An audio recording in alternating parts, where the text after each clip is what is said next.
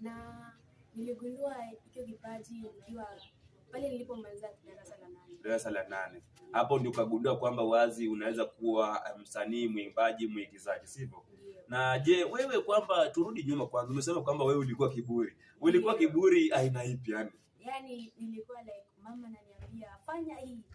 Mimi na nisifanye na kufanya shughuli zangu. Pale ile wakati niliona like nimemaliza, nimetoka katika jela ambayo ilikuwa shule ya bweni na sasa niko free. Uko free. Na unasema kama ni Faith ambaye anasema kwamba alikuwa kiburi, lakini sio kiburi kwa sasa hivi, ambaye aliimba wimbo Nisamee Mama. Je, wewe ilikuwa mapokezi yalikuwa vipi wakati ulipojiunga na shule ya Mtakatifu Xavier? Mapokezi hapa mwanzo sikujoin hapa katika shule. Nilienda katika shule ya bweni ambayo ilikuwa Maria Goretti. Alafu pale afya yangu ilikuwa salama. Nilikuwa mgonjwa. Mama akaona kwa vile alikuwa anafunza katika shule ya primary, akaniambia wewe kuja usome hapa karibu na mimi. Ndio nitakuwa na kuangalia afya yako vizuri. Hapo ndio kaamua kujiunga na shule ya Shikoti.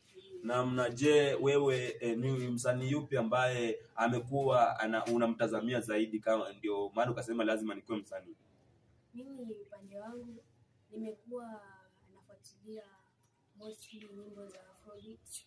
Nilikuwa napenda sana hizo nyimbo, lakini nikajikaa chini nikajiuliza mbona siku moja nisikue kama wale wasanii ambao wanaimba kwenye televisheni. Hivyo. Na kabla tujaendelea, tupe tu kionjo kidogo ile wimbo ambao uliimbia mama. Sijui kama bado unakumbuka. Ndio, nakumbuka, maana ni kumbukumbu zangu nilizoziweka katika kitabu changu. Twende nalo.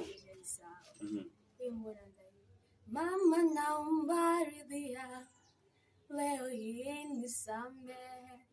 Mie mkosaji mie, mama yangu nisamehe. Nimekuwa kiburi mimi, naomba msamaha.